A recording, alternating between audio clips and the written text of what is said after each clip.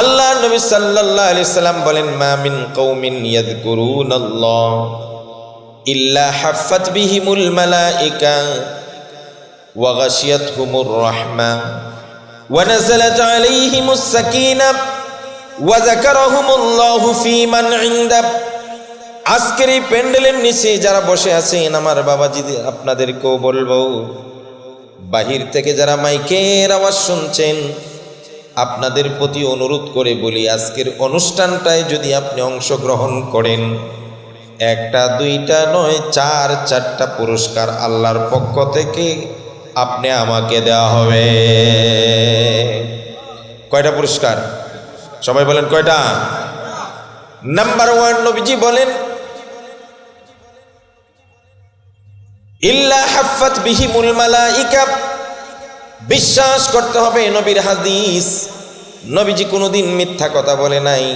যার উপাধি ছিল আল আমিন আস-সাদিক আল মাসদুক, বেঈমান কাফেরেরা পর্যন্ত যাকে আল আমিন বলতে বাধ্য ছিলেন, সেই নবী নিজে বলেছেন, এই অনুষ্ঠানের চতুর্দিকে আমরা দেখতেছি সামিয়ানা, মূলত এটা কাপড়ের সামিয়ানা নয়।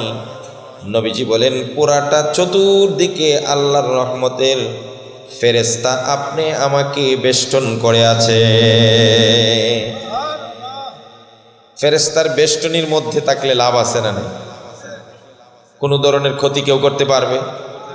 ফেরেশতার বেষ্টনীর মধ্যে থাকলে কেউ গুনার কাজ করতে পারে? এজন্য এখানে যতক্ষণ বসে থাকবেন 2টা সিকিউরিটি পাইবেন, আপনার দ্বারা কোনো গুনাহ হবে না।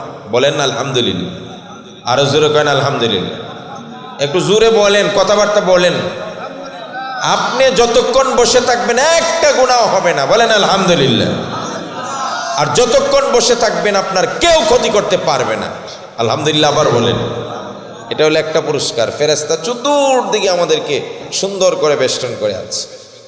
2 নম্বর, নবীজি সাল্লাল্লাহু আলাইহি ওয়াসাল্লাম বলেন, ওয়া গাশিয়াতহুমুর রাহমা। মাথার উপরে আপনারা আমি দেখতেছি সুন্দর সামিয়ানা, কাপড়ের সামিয়ানা।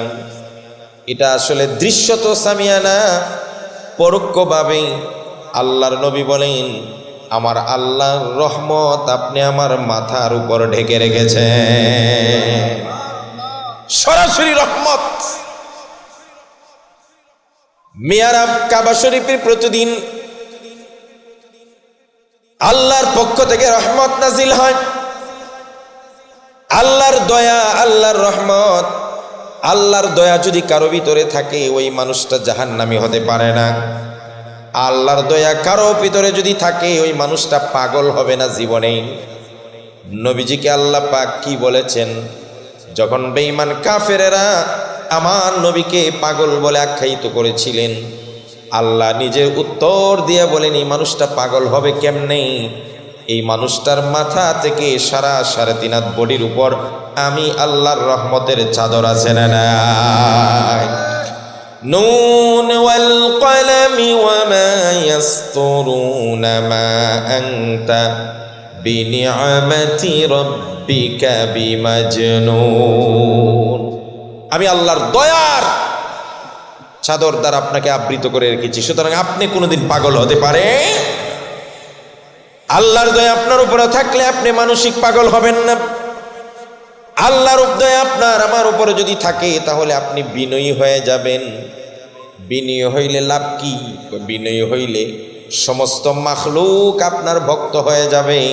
মানুষগুলো মৌমাছির মতো আপনাকে ভালোবাসা দিবে যদি আল্লাহর রহমত থাকে। মিয়া কোরআনে কারিমে আল্লাহ রাব্বুল আলামিন বলেন, ফাবিমা রাহমাতিন মিনাল্লাহি লিনতা লাহুম ওয়ালাউ কুনতা ফাযযান গালিযাল কলবি লানফাদ্দু মিন হাওলিক। ইয়া রাসূলুল্লাহ, ইয়া হাবিবাল্লাহ, আল্লাহর দয়া আপনার উপর আছে বিদায় আপনি মানুষটা অত্যন্ত নরম দিলের, যেই কারণে মৌমাছির মতো চতুর্দিক থেকে বেঈমান কাফের সহ সবাই আপনার ভক্ত হয়ে আপনার চতুর্দিকে বসে থাকে। এই আল্লাহর দয়া হইলে মানুষ বিনয়ী হয়, আর বিনয়ী হইলে মানুষ আপনাকে ভালোবাসতে বাধ্য, ভক্ত হয়ে যাবে।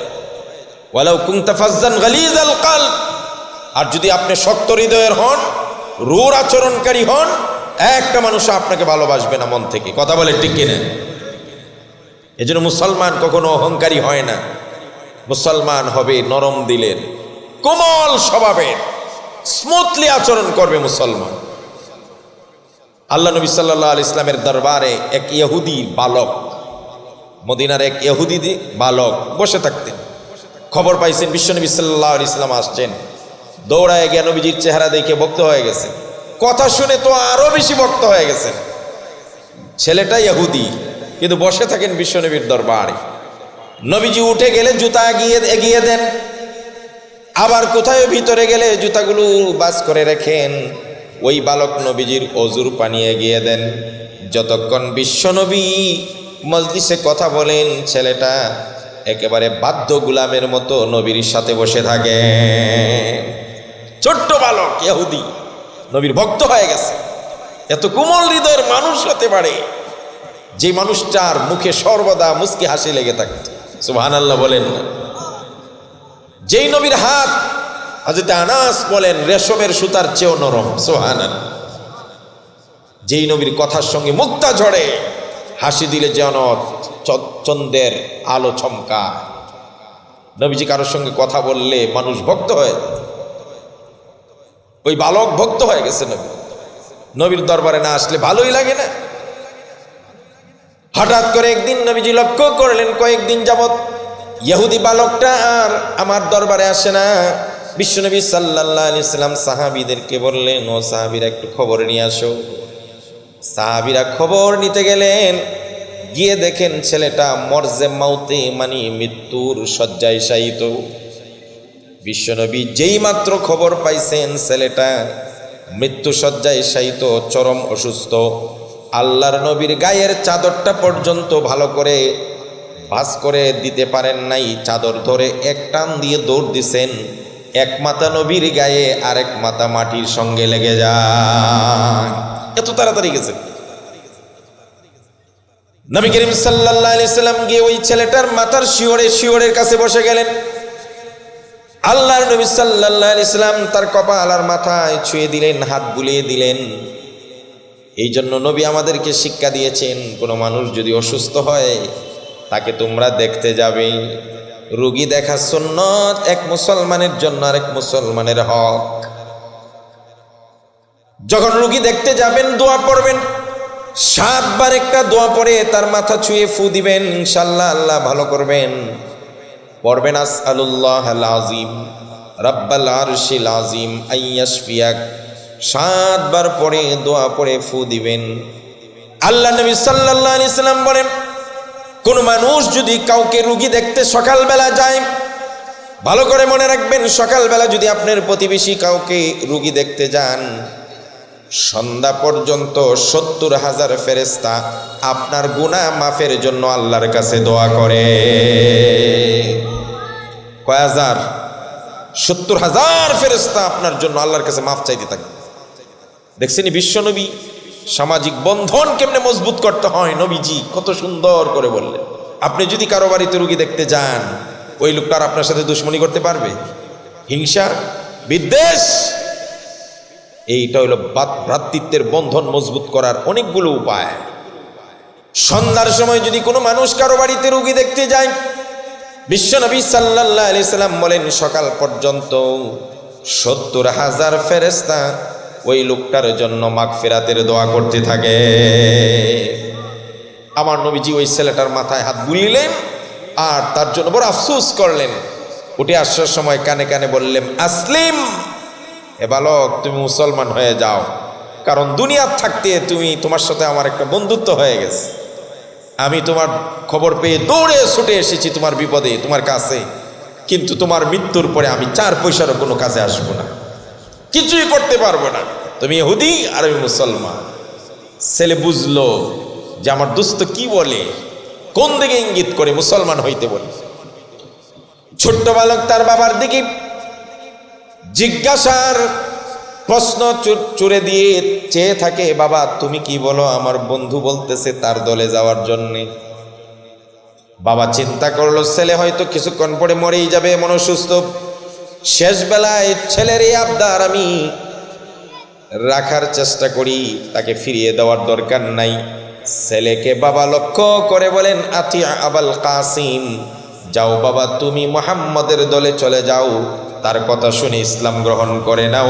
সাথে সাথে ছেলেটা পড়ে নাই লা ইলাহা ইল্লাল্লাহু মুহাম্মাদুর রাসূলুল্লাহ, মুহাম্মদ সাল্লাল্লাহু আলাইহি ওয়াসাল্লাম। ছেলে মুসলমান হয়ে গেছে। নবীজি তখন আল্লাহর কাছে শুকরিয়া আদায় করে বলছেন, আলহামদুলিল্লাহিল্লাযী আনকাযাহু মিনান নার, সমস্ত প্রশংসা ওই আল্লাহর যিনি এই ছেলেটাকে, এই বালকটাকে জাহান্নাম থেকে বাঁচায় দিয়েছেন। সুবহানাল্লাহ। জাহান্নাম থেকে একটা লোককে বাঁচানোর জন্য নবীজির এত পেরেশানি ছিল। আজকের উলামায়ে কেরাম উম্মতের সুদের বিরুদ্ধে কেন কথা বলে? কেন আমরা ঘুষের বিরুদ্ধে কথা বলি? কেন টেন্ডারবাজির বিরুদ্ধে কথা বলি? কেন শিরক আর ভাস্কর্যের বিরুদ্ধে কথা বলি? কেন দুর্নীতি আর চুরি ডাকাতির বিরুদ্ধে কথা বলি?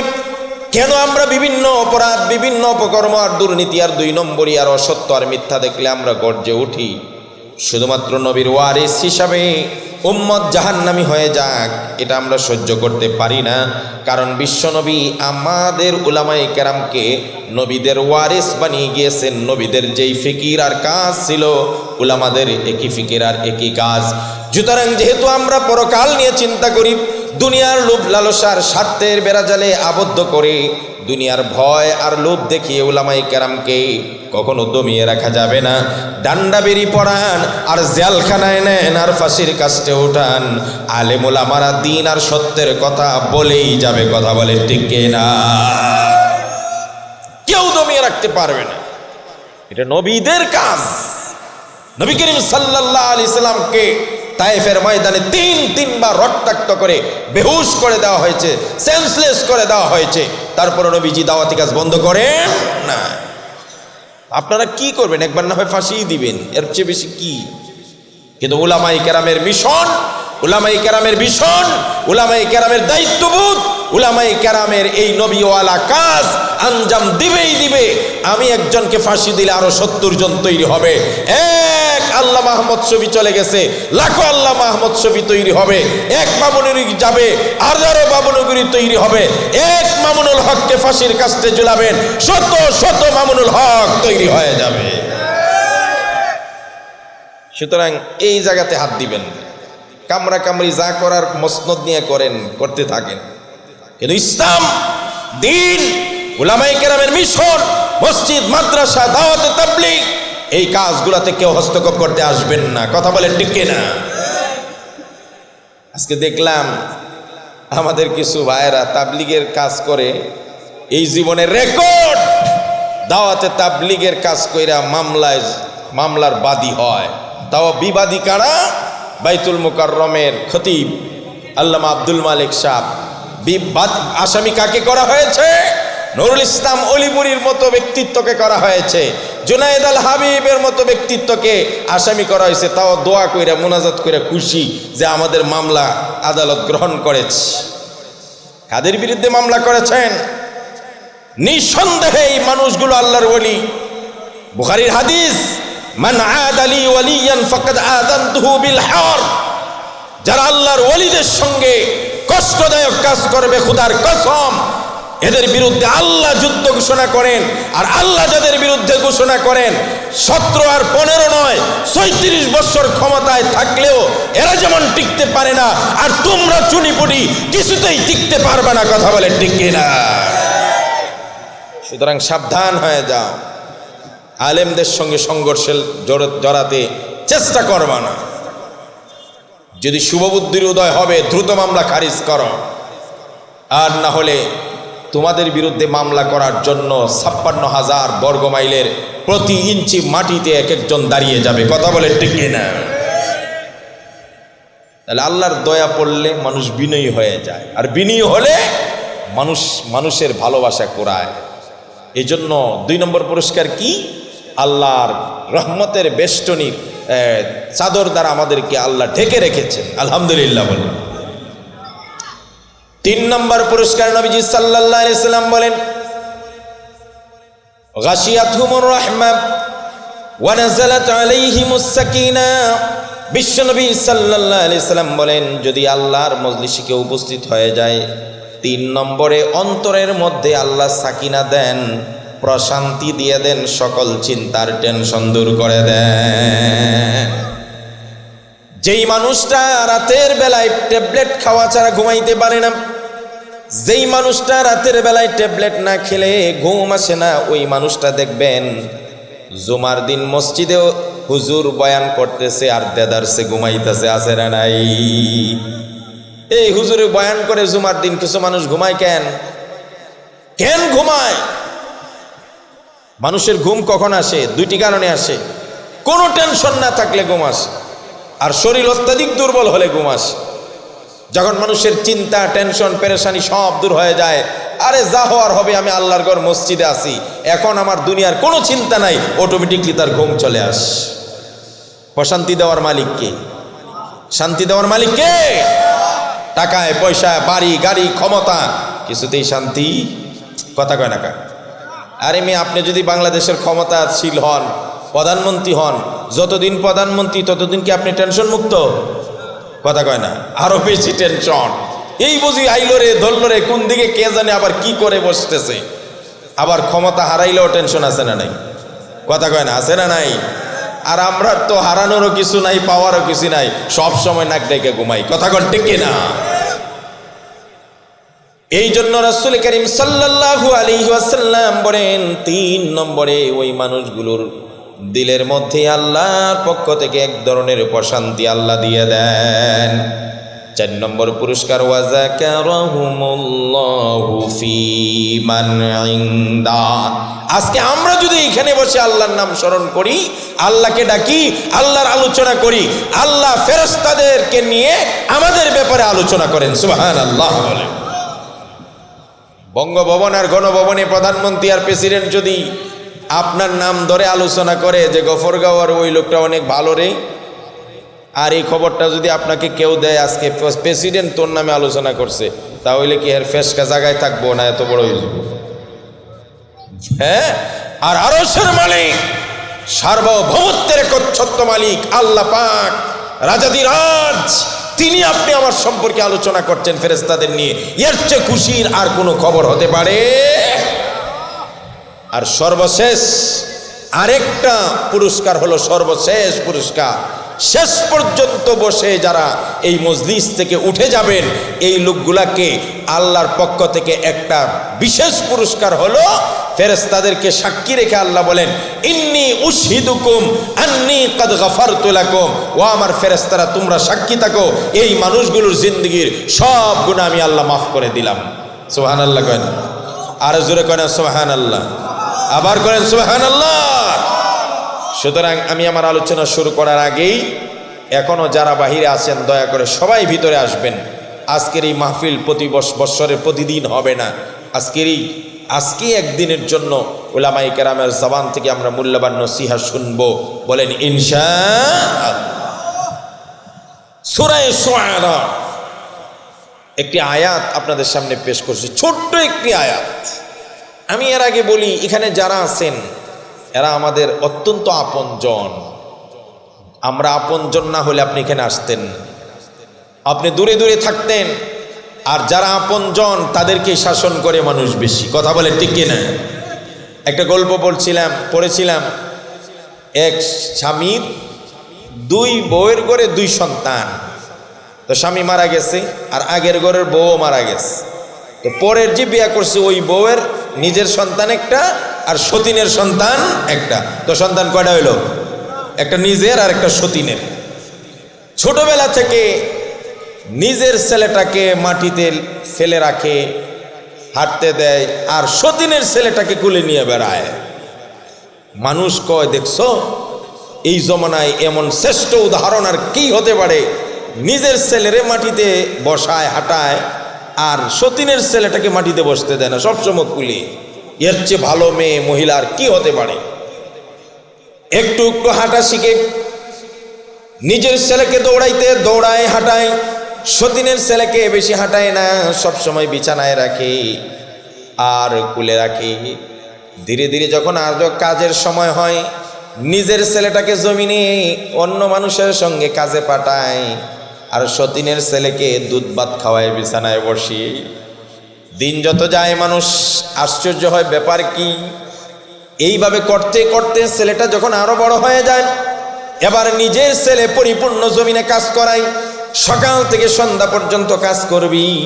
আর সতীনের ছেলে কয় তোমার কোনো কাজ নাই, তুমি খাইবা আর ঘুমাইবাই।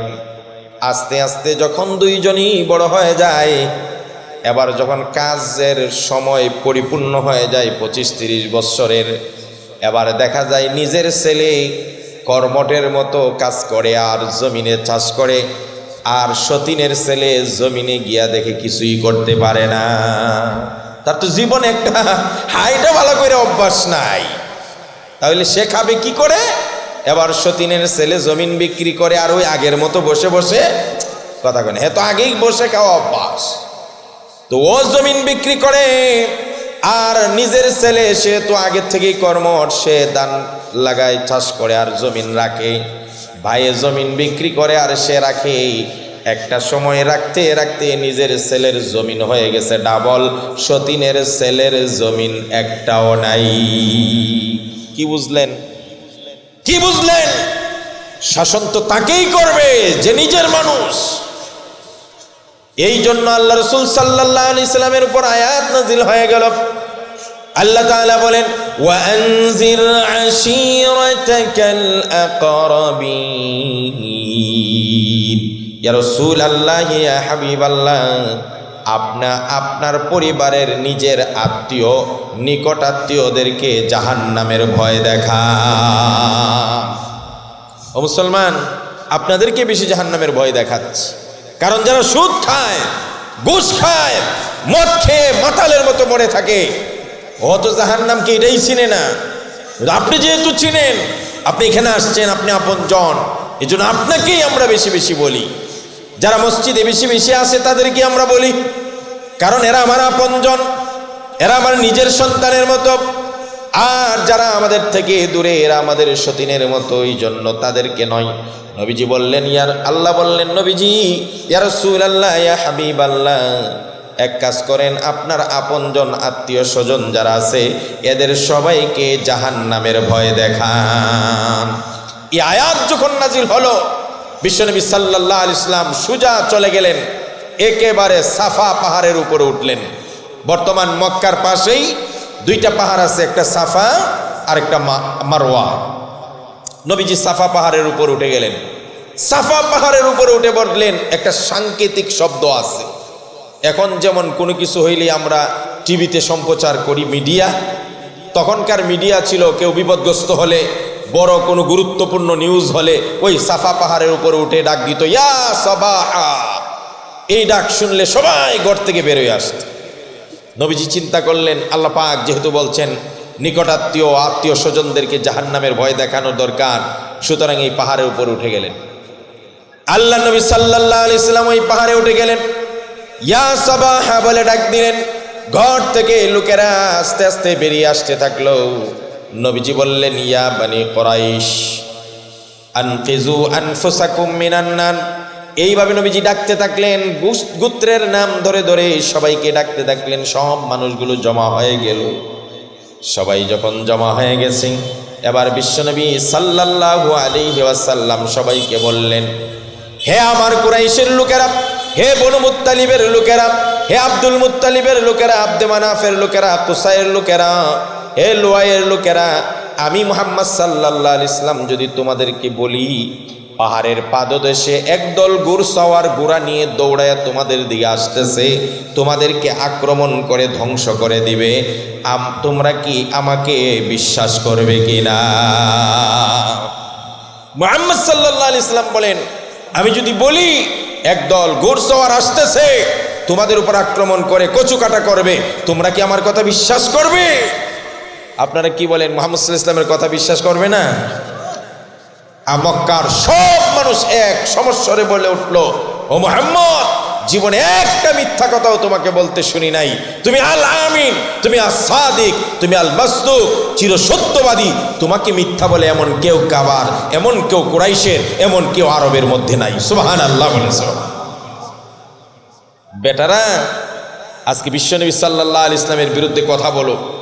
বর্তমান বাংলাদেশ সরকারের কাছে আমরা এইটুকু দাবি জানাইতে চাই, অতীতে নবীকে নিয়ে বাংলার জমিনে ব্যঙ্গ করা হয়েছে, নবীর স্ত্রী আয়েশাকে নিয়ে কটূক্তি করা হয়েছে, হযরতে খাদিজাকে নিয়ে বাজে মন্তব্য করেছে, কিন্তু দেখেছি একজনের নামে উল্টাপাল্টা বললে 7 বছরের জেল হয়েছে, কিন্তু বিশ্বনবীর নামে উল্টাপাল্টা বলছে তার কিছুই হয় নাই। বরং তাকে যারা হত্যা করেছে, তাকে যে হত্যা করেছে ওই ব্লগারকে যে মুহাম্মাদের বিরুদ্ধে কথা বলেছে তারে শহীদ হিসেবে ঘোষণা দেয়, আর নবীর আশেক যারা এদেরকে জালখানায় ঢুকায়। সুতরাং বিগত সরকারের এই সমস্ত কর্মকাণ্ডের কারণে মুসলমানরা এদেরকে সাপোর্ট করে নাই। আজকের সরকারকে আমরা বলতে চাই, এই আইন সংসদের সংবিধানে পাশ করতে হবে। নবী মুহাম্মদ সাল্লাল্লাহু আলাইহি ওয়াসাল্লাম আমাদের কলিজার টুকরা, তার ব্যাপারে যদি কেউ কটূক্তি করে তাকে সর্বসম্মতিক্রমে ফাঁসির কাস্টে ঝুলাইতে হবে। এই আইন বাস্তবায়ন করতে হবে। কথা বলেন ঠিক কিনা? এই আইন করতে হবে বাংলার জমিনে। কদিন পরে পরে এক একটা গজাইবে আর নবীর বিরুদ্ধে কথা বলবে, খাদিজাকে নিয়ে কটূক্তি করবে, আয়েশাকে নিয়ে কটূক্তি করবে। বেটা, তোদের চরিত্র সম্পর্কে আমরা জানা নাই? তারা কার চরিত্র নিয়ে তোমরা কথা? নবী সাল্লাল্লাহু আলাইহি ওয়াসাল্লাম বলতেন, নেতা তো অমুক তমুক, কতজন নিয়ে আমরা বলি। নেতা ছিলেন বিশ্ব নেতা একজন, তিনি ছিলেন মুহাম্মদ সাল্লাল্লাহু। নবীজি কি বলতেন জানেন? আল্লাহ নবী সাল্লাল্লাহু আলাইহি ওয়াসাল্লাম বলতেন, ও আমার সাহাবীরা, ও আমার পরিবারের লোকেরা, দিনের বেলায় আমার মধ্যে যা কিছু দেখতে পাও, আমি যা যা করি তাও মানুষের সামনে বর্ণনা করে দিবে। রাতের বেলা আমার মধ্যে যা যা দেখতে পাও সেই সব মানুষের সামনে বয়ান করে দিবে, কোনো কিছুই তোমরা গোপন রাখবে না, সব খুলে খুলে বলে দাও। কি পারবে আজকালের নেতারা? হ্যাঁ, ড্রাইভার, তার সচিব, তার খাদিম, তার বউ, তার ফ্যামিলির লোক, তার একান্ত লোকেরা জানে রাতের বেলায় নেতা কোথায় কোথায় যায়। কথা কোন ঠিক কিনা? কোন জায়গায় কাম করে, কোন ক্লাবে গিয়ে মাতাল হয়ে টাল হয়ে পড়ে থাকে, এগুলা যদি ড্রাইভারে আর সচিবরা বইলা দেয় তাইলে উপায় আছে? নেতাগিরি চলবে? কোন একজন নেতাও বুকে হাত দিয়ে বলতে পারবে না যে আমার সব মানুষ জানুক, আমার কোনো আপত্তি নাই। বরং আমরা দেখেছি দিনের বেলায় নেতা ভাষণ দিয়েছে, নেশার বিরুদ্ধে আমরা জিহাদ ঘোষণা করলাম, নেশা মুক্ত বাংলাদেশ গড়তে চাই। ওমা, দিনের বেলায় এই ভাষণ দিছে, রাতের বেলায় পুলিশ আর এনএসআইয়ের লোকেরা তল্লাশি চালিয়ে বাসার মধ্যে বিদেশি বড় বড় বোতল পায়। কথা কোন ঠিক কিনা? আরো জোরে বলেন ঠিক কিনা? তাহলে দিনের বেলায় যিনি নেশামুক্ত বাংলাদেশ গড়বেন ঘোষণা করলেন, রাতের বেলায় তার বাসায় বিদেশি মদের বোতল পায়। এইটা হলো আমাদের চরিত্র। কথা কয় না কেন? আরো জোরে কন। বেটারা, আমাকে চরিত্র জানা আছে না? এমনিতে তো মানুষে বলে আমার ভাই তোমার ভাই, অমুক ভাই তমুক ভাই, আর অমুক ভাইয়ের চরিত্র ফুলের মতো। মিথ্যা সাক্ষ্য দিচ্ছেন, জিব্বা কাটা হবে আপনার। কথা কন ঠিক কিনা? চুরি করে জানেন আপনি, এরপরও কন আপনি ফুলের মতো। মানুষের মাল আত্মসাৎ করে খায়, ফুলের মতো পবিত্র। জমিন দখল করে করে বড় লোক হইছে, ফুলের মতো চরিত্র। বদমাশি আর বন্ডামি সব করে, নারী কেলেঙ্কারির 1000টা রেকর্ড আছে, কয় ফুলের মতো পবিত্র। আছে না নাই? ও জনগণ, আল্লাহর আদালতে ধরা খাবেন। সাবধান, একটা আকিস বিড়ির প্যাকেট আর 500 টাকার একটা নোট পাইয়া মিথ্যাকে সত্য, মন্দকে ভালো বলে যারা সার্টিফাইড করে চেয়ারম্যান, মেম্বার, চেয়ারম্যান আর এমপি বানাচ্ছেন, ওই এমপি, মেম্বার, চেয়ারম্যান আর প্রধানমন্ত্রী যতগুলো অপকর্ম করবেন, খোদার কসম প্রত্যেকটা অপকর্ম আপনার আমল নামায় এর গুনাহ লেখা হবে। কথা বলেন ঠিক কিনা? সাবধানে কথাবার্তা বললেন। আর ভোটও আমানতের সাথে দিয়েন। হাফিজ হুজুর রহমতুল্লাহ আলাইহি বলে গেছেন, ভোট একটা আমানত। এই আমানত যারা খেয়ানত করবে এরা গুনাহের ভাগীদার হবে। এই গুনাহের ভাগীদার আপনার নিজের খাইয়া আরেকজনের গুনাহ আপনার আমল নামায় আসুক, এর চেয়ে বোকা আর কেউ হইতে পারে? সুতরাং কে দাঁড়ালো ভালো না জেনে আমরা কাউকে ভোট দেব না, হোক সে আমার চাচা, হোক আমার দলের লোক। কথা কোন ঠিক কিনা? এটাও কিন্তু ইসলামের একটা কথা। ইসলাম বলে, গণতন্ত্র কি বলে? আমার ভোট আমি দেব, যাকে খুশি তাকে দেব। প্রথম কথাটা কারেক্ট। আমার ভোট আমি দেব, এটা ঠিক আছে। আমার ভোট আরেকজনে দেওয়া এটা অন্যায়, জালিয়াতি, যেটা বিগত দিনে অনেকবার আমরা দেখছি। কথা কয় না? কথা বলেন। দাদাই গেছে ভোট দিতে, দাদাই ভোট দিতে গেছে, গিয়া খবর পাইল দাদির ভোট দিস। আপনার ওয়াইফের ভোট তো হয়ে গেছে। আমার ওয়াইফের ভোট দিয়ে দিছে। কেটা দিছে? আপনার ওয়াইফ আসছিল। এখন দাদাই দেখছ, এতদিন হইছে মরছে, একদিনও আমারে দেখতে আয় না, আর ঠিকই ভোট দিতে ভোট কেন্দ্রে চলে আস। কি বুঝলেন? কি বুঝলেন? 1 নম্বর না 2 নম্বর? 2 নম্বর। সামনের দরজা দিয়া না পিছনের দরজা দিয়া? এই পিছনের দরজার অনেক নজির আমরা দেখছি।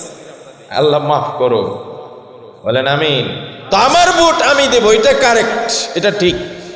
কিন্তু যাকে খুশি তাকে দিব, এটা আব্রাহাম লিঙ্কনের গণতন্ত্র। ইসলামের সাথে এর কোনো সম্পর্ক নাই। কথা বলেন ঠিক কিনা? আপনি যাকে খুশি তাকে দিবেন কেন? আপনি ইচ্ছা করলে পাগলে ভোট দিবেন, ইচ্ছা করলে সুদখোররে ঘুষ দিবেন, ঘুষখোররে ভোট দিবেন না। ইসলাম বলে যে যোগ্য তাকে ভোট দিবেন, যে ভালো তাকে ভোট দিবেন। এই জন্য মিথ্যা মিথ্যে সাক্ষী দিবেন না। চরিত্র সবারই জানা আছে।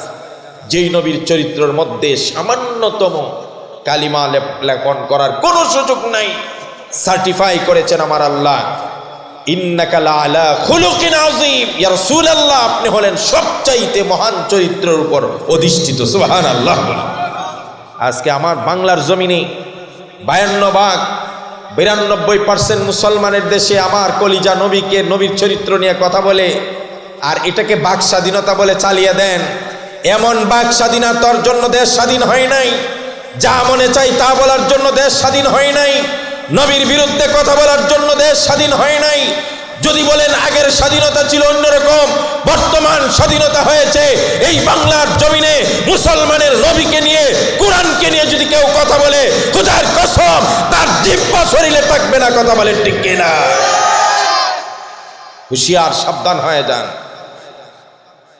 বিশ্বনবী সাল্লাল্লাহু আলাইহি ওয়াসাল্লাম জিজ্ঞেস করলেন, আমি যদি এই কথা বলি তোমরা কি আমাকে সত্যায়ন করবে? আরবের বেঈমান কাফেররা আমার নবী সাল্লাল্লাহু আলাইহি সাল্লামকে জানিয়ে দিলেন, ও মুহাম্মদ, জীবনে কোনোদিন তুমি মিথ্যা কথা বলে নাই, একটা মিথ্যা কথাও তোমার কাছ থেকে শুনি নাই। যা বলেছ সব সত্য বলেছ। যখনই বলেছ আমানতদারিতার সাথে বলেছ। আমাদের যাবতীয় মালামাল তোমার কাছে আমরা গচ্ছিত রাখতাম। জিন্দেগিতে একটা সুতারও তুমি বেশ কম করো নাই। এতটা আমানতের সাথে তুমি আমাদের মালগুলো রেখেছ। ও মুহাম্মদ, আজকে তোমাকে আমরা মিথ্যা কেমনে বলি? তুমি হলেন আরবের সবচাইতে সত্যবাদী, তোমার কথা আমরা 100 বিশ্বাস করি। যখনই আরবের লোকেরা নবীজি সাল্লাল্লাহু আলাইহি ওয়াসাল্লামকে সত্যায়ন করলেন, আমার নবীজি সাল্লাল্লাহু আলাইহি ওয়াসাল্লাম সাথে সাথে বললেন, ও আমার বংশের লোকেরা, আরবের লোকেরা, তাহলে তোমরা শুনো, ঘুরসওয়ার বাহিনী যেই পরিমাণ ক্ষতি করবে তার চেয়েও ক্ষতিকারক আরেকটা জিনিস সম্পর্কে তোমাদেরকে সাবধান করে দেই। একত্ববাদ আর এক আল্লাহকে যদি তোমরা না মানো, জাহান্নামের লেলিহান আগুনের মধ্যে নিক্ষিপ্ত হয়ে চিরতরে ধ্বংস হয়ে যাবে। যেই মাত্র বলছেন এক আল্লাহকে মানো, আর না হলে জাহান্নামের আগুনে জ্বলবে, সাথে সাথে পোল্টি মারছে। কি মারছে? পোল্টি মারা, বুঝেন তো? সুর পাল্টাই দিছে। কথা কয় না। আরে যারা নির্বাচনে ওয়ার্কিং করে এরা বুঝেন, আগের রাইতে একজনে ঠিক করে আইছেন আমগরে ভোট দিব আমগর প্রার্থীরে, আর এ পরের রাইতে একজন এসে 2000 টাকা ধরাই দিছে। পরের দিন হেরে কয়, কিরে ঠিক আছিস নি? কি ওর ঠিক আছে? আমরা না ভোট দিবি, কি আর ভোট দিব? আমার ভোট আমার যার খুশি দিব। এরা কয় পোল্টি মারা। কথা বুঝছেন নি আপনারা? এই মুরব্বি, কথা বুঝতে হবে। সাথে সাথে পোল্টি মারছে, দুশ্মনে পরিণত হয়ে গেছে। এতদিন মুহাম্মদ ভালো ছিল, আমানতদার ছিল, সৎ লোক ছিল, সত্যবাদী ছিল, পরোপকারী ছিল, বন্ধু ছিল, মীমাংসাকারী ছিল, সব মুহাম্মদ সাল্লাল্লাহু আলাইহি ওয়াসাল্লাম রে দিয়া করাইছে। 40 বছর পর্যন্ত মুহাম্মদের প্রত্যেকটা কথা মানছে। যেই মাত্র সত্য উচ্চারণ করে বলছে কুলু লা ইলাহা ইল্লাল্লাহ, এক আল্লাহকে মানো, 33 কোটি দেবতাকে অস্বীকার করো, সাথে সাথে পল্টি মাইরা কয় তাব্বাল্লাকা সাইরাল ইয়াউম আলিহাযা জামাতানা, হে মুহাম্মদ তুই ধ্বংস হয়ে যা, এই জন্যই আমরা ডাকছস, এই জন্যই আমরা ডাকছস, সারাটা দিন ধ্বংস করছস, তোর চেয়ে পাগল আর কেউ নাই, তোমার চেয়ে মিথ্যাবাদী আর কেউ নাই, সাথে সাথে পল্টি মারছে। নাউজুবিল্লাহ বলেন। কথা বুঝেননি আপনারা? যতদিন পর্যন্ত হুজুর আপনার বাসায় দাওয়াত খায়, ভালো করে বুঝবেন, হুজুর আপনার মার জন্য, বাবার জন্য প্রাণ ভরে দোয়া করে, হুজুর রাস্তা দিয়া হাঁটে, রুমালটারে এইভাবে ঘুমটা দিয়া নিচ দিকে তাকায়া হাঁটে, ডানেও না বামেও না, কথা কয় না, হুজুরের হাতে তসবিহ সুবহানাল্লাহ আলহামদুলিল্লাহ ছাড়া কোনো কথা নাই। মানুষে পাইলেই সালাম দেয়, সালামের জবাব নেই, হাসি মুখে কথা বলে, দাওয়াত দিলে খায়, মসজিদের কোনায় বসে নামাজ পড়ে, তাসবিহ পড়ে, এছাড়া হুজুরের আর কোনো কাজ নাই। যখন হুজুর হাওরের মাঝখান দিয়ে যায়, মানুষের কাঁচা লাইলেও পা দেয় না, ধানে পা দিবে দূরের কথা। মানুষগুলো হুজুরের কত বক্তব্য, ওরে সর্বনাশ, এমন ওলি মানুষ আমাদের জীবনে আর দেখি নাই। একটা কাঁচা লাইলেও পা দেয় না, ডানেও থাকায় না বামেও থাকায় না, ঘুমটা দিয়া হাঁটেন, সব সময় হাতে তসবিহ সুবহানাল্লাহ সুবহানাল্লাহ সুবহানাল্লাহ। হুজুরের সে ভালো আর কেউ নাই। এতদিন পর্যন্ত আমাকে মহল্লায় হুজুর পাইছি, আল্লাহর খাঁটি ওলি ছাড়া আর কিছুই নাই। যেই মাত্র আপনি পরের জুমাতেই আপনার মহল্লায় একটা গানের আয়োজন হইল, হুজুর জুমাতে কইল গান বাজনার আয়োজন করা হারাম, সুদের বিরুদ্ধে খালি কইল সুদ খাওয়া হারাম, ঘুষ খাওয়া হারাম, দুর্নীতি করা হারাম, টেন্ডারবাজি হারাম, ছিনতাই করা হারাম, চাঁদাবাজি হারাম, মানুষের মাল আত্মসাৎ করা হারাম, গায়ে হলুদের নামে নাচ গান আর উলঙ্গপনা বেহায়াপনা করা হারাম, বিয়ের মধ্যে যৌতুক হারাম, মুসলমানির নাম দিয়া মানুষের কাছে কায়দা করে টাকা নেওয়া হারাম। তারপর দিন থেকে কয় হুজুর রাজনীতি শুরু করছে। কি করে শুরু করছে? কথা কয় না কা? আমি যদি এখন খালি মার ওয়াজ করি 3 ঘন্টা, আপনারা কইবেন বেশ সাব্বাস হুজুর, মার ওয়াজ করে সবাইরে কান্না করাইস। আর যেই মাত্র কমো সৎ লোককে আপনারা নির্বাচন করেন, শাসক নির্বাচন করেন, দেশ শান্তি হবে, আপনার ওয়াজ করার দরকার কি? আপনি তো রাজনীতি শুরু করছেন, আমরা রাজনীতি করি, তো আপনারা যে রাজনৈতিক বক্তব্য দেন এটা রাজনীতি হয় না। তাফসিরুল কোরআন মাহফিলে সুজা আইসা ভোট চায়, এটা কি ভোট চায় না? কথা কন না কেন? এখানে দাঁড়ায় ভোট চাওয়া হয় না, অমুক নেতা তমুক নেতার প্রশংসা হয় না, তো এটা কি তাফসিরুল কোরআনের তাফসির করতেছে নাকি? এটা কি তাফসির করে? কি করে? রাজনীতি। আর আমরা যখন ইসলামের আলোকে রাজনীতি কেমনে করবেন এটার কথা বলি, তখন কয় হুজুর রাজনীতি করবেন না। বিগত দিনে মাইক কেড়ে নেওয়া হয়েছে, হুজুরকে ধমকানো হয়েছে, হুজুরকে স্টেজ থেকে নামিয়ে দেওয়া হয়েছে, বলা হয়েছে অমুকের নাম নেওয়া যাবে না, অমুকের নাম নেওয়া যাবে না, অমুক হুজুরের নাম নেওয়া যাবে না, আর অমুকের নাম নিতে হবে, অমুকের নামে কিছু বলা যাবে না। এই সমস্ত নির্যাতন নিবারণ আমরা সহ্য করেছি। সাবধান, আগামী দিনে ওয়াজের মঞ্চ উলামায়ে কেরামকে কেউ যেন নিয়ন্ত্রণ না করতে পারে। মুসলমান সজাগ থাকতে হবে। কথা বলেন ঠিক কিনা? রাসূল সাল্লাল্লাহু আলাইহি ওয়াসাল্লামের একটু আগে কইছে আপনার মতো ভালো মানুষ কেউ নেই।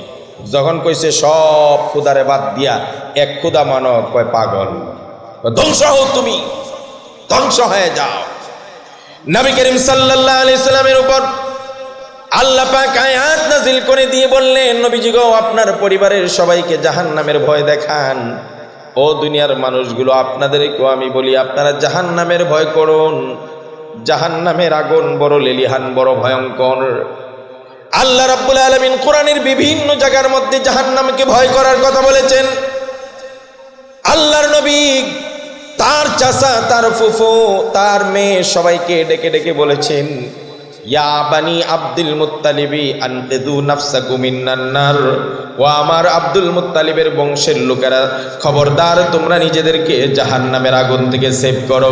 হযরত ফাতেমাকে লক্ষ্য করি বিশ্বনবী সাল্লাল্লাহু আলাইহি সাল্লাম বললেন, ও ইয়া ফাতেমা আনকিযি নাফসাকি মিনান নার, ইন্নী লা আমলিকু লাকুম লা নাফআ ওয়ালা দাররা। ও ফাতেমা, নিজেকে জাহান্নামের আগুন থেকে বাঁচাও। ফাতেমা রে, কিয়ামতের কঠিন ময়দানে আমি বিশ্ব নবী বাবা হিসাবে তোমার কোনো উপকার করতে পারবো না। ইয়া সাফিয়াতা আনকিদি নাফসাকি মিনান নার। নবীজি সাল্লাল্লাহু আলাইহি ওয়াসাল্লাম তার আপন ফুফিকে ডাক দিয়া বলেন, ও ফুফিজান, আমি মুহাম্মদ কিয়ামতের মাঠে আপনাকে কিছুই করতে পারবো না, সুতরাং আপনি নিজেকে নিজের জাহান্নামের আগুন থেকে বাঁচিয়ে নেন। আল্লাহর নবী নিজের আত্মীয়, নিজের পরিবার, নিজের ওয়াইফ, নিজের সন্তানদেরকে সব সময় জাহান্নামের ভয় দেখাইতেন। হযরত খাদিজা রাদিয়াল্লাহু তাআলা আনহা যখন ইন্তেকালের আগে বিশ্বনবী সাল্লাল্লাহু আলাইহি ওয়াসাল্লামের হাত ধরলেন, আল্লাহর নবীর হাত ধরে বললেন, ওগো স্বামী, ও আমার প্রাণের স্বামী, জীবনের অনেকগুলো বছর আপনার সঙ্গে আমি কাটিয়েছি, দয়া করে আজকে আমাকে কিছু প্রতিশ্রুতি দেন, ওয়াদা দেন। কি ওয়াদা?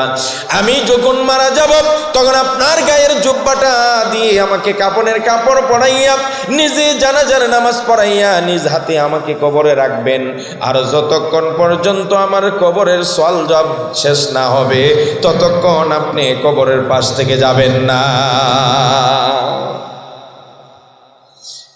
কে এই কথা বলছে? হযরতে খাদিজা, যে খাদিজাকে স্বয়ং আল্লাহর পক্ষ থেকে আল্লাহ নিজে সালাম জানাইছেন। সুবহানাল্লাহ। জিব্রাইলকে পাঠিয়ে হযরত খাদিজাকে রাসূলুল্লাহ সাল্লাল্লাহু আলাইহি ওয়াসাল্লামের স্ত্রীকে আল্লাহ সালাম জানাইছে। খাদিজার কথা কি বলবো? আম্মা জান আয়েশা রাদিয়াল্লাহু তাআলা আনহা বলেন, একদা বিশ্বনবী সাল্লাল্লাহু আলাইহি সাল্লাম আমার ঘরে আসলেন। কিছুক্ষণ পরে দেখি হুজুর নাই, কোথায় চলে গেছেন? আমি চিন্তায় টেনশন পেরেশান হয়ে গেলাম। নবীজি কি আমার উপর রাগ করে অন্য কোনো স্ত্রীর ঘরে চলে গেলেন কিনা? আমি সব স্ত্রীদের ঘরে গেলাম, কিন্তু দেখলাম কোনো স্ত্রীর ঘরে আমার নবীজিকে পাওয়া যায় না। এরপরে আস্তে আস্তে একটু বাহিরের দিকে গেলাম, গিয়ে দেখি কবরস্থানকে সামনে নিয়ে নবীজি জিয়ারত করছেন, আর আমার আল্লাহর দরবারে চোখের পানি ছেড়ে কান্না করে দোয়া করতেছেন। হযরত আয়েশা বলেন, আমি লজ্জিত হয়ে গেলাম, অনুতপ্ত হলাম। আমি দুনিয়া নিয়ে ব্যস্ত আর আমার নবী আখিরাত নিয়ে ব্যস্ত। হযরত আয়েশা বলেন, গাছের কাছে আমি দাঁড়িয়ে শুনতেছিলাম, আমার নবীজি দোয়ার মধ্যে বলতেছিলেন, ওগো আল্লাহ, কিয়ামতের কঠিন ময়দানে সব মানুষগুলো সবাইকে ভুলে যাবে। মা তার ছেলেকে পরিচয় দিবে না, বাবা তার ছেলেকে পরিচয় দিবে না, ভাই ভাইকে দেখলে পলায়ন করবে, বন্ধু বন্ধুকে দেখলে অন্য পথ ধরবে। যেদিন কেউ কাউকে পরিচয় দিবে না, ওই দিন যেন আমি আমার প্রিয়তমা স্ত্রী খাদিজাকে ভুলে না যাই। দুনিয়ার মানুষগুলো আজকে স্বামী স্ত্রীর সম্পর্কটাকে সম্পর্ক মনে করে না। বউ মারা গেলে তো কোনোদিন বউয়ের কথা মনেও করে না। বউকে মনে করে কাজের বুয়া, বউকে মনে করে এরা তো শুধু রান্না করার জন্য আনছি আর ঘরের কাজ করবেই, 14 গোষ্ঠীর কাপড় ধুইবে, এটাই বউর কাজ। কথা কোন ঠিক কিনা? স্বামীর কাপড়, শ্বশুর শাশুড়ির কাপড়, দেবরের কাপড়, তারপরে বাসুরের কাপড়, বাসুরের পোলাপানের কাপড়, দেবরের বউর কাপড়, সব কিছুরে বউরে দিয়া ধোয়ায় আর সারাদিন কাজ করায়। সকাল থেকে সন্ধ্যা পর্যন্ত একটা ঘরের বউ কাজ করে, সন্ধ্যার সময় গিয়ে তাকে খাইতে হয় সবার খানা শেষ হয়ে গেলে। এই জন্য কাজ করতে করতে 2-3 বছরের ভিতরে ঘরের বউটা হয়ে যায় একেবারে কুচ্ছিত, একেবারে নষ্ট হয়ে যায় চেহারা চোহারা। কিছুদিন পরে জামাই কয়, বউ আর ভালো লাগে না, শহরের ডিস্কো নারী দেখলে কত মজা, আর আমার ঘরে এক পেতনি। কথা কোন ঠিক কিনা? তুমি তো যেদিন থেকে বউর বিয়া করে আনছো এরপর থেকে খালি কাজ আর কাজ, কাজ আর কাজ। আমাগো সাধারণ ম্যাক্সিমাম ঘরের বউদের কোনো রেস্ট আছে? সাজসজ্জা করার সুযোগ আছে? ভালো জামা পরার সুযোগ আছে? ভালো খাবারের এটা তো প্রশ্নই ওঠে না। বউ ভালো খাবার খাবে কেন? ভালো খাবার আগে স্বামী খাবে, শ্বশুর খাবে, শাশুড়ি খাবে, দেবর খাবে, ননদ খাবে, ননদি খাবে, এরপরে কিছু জুলটুল থাকলে বউ খাবে। আছে না নাই?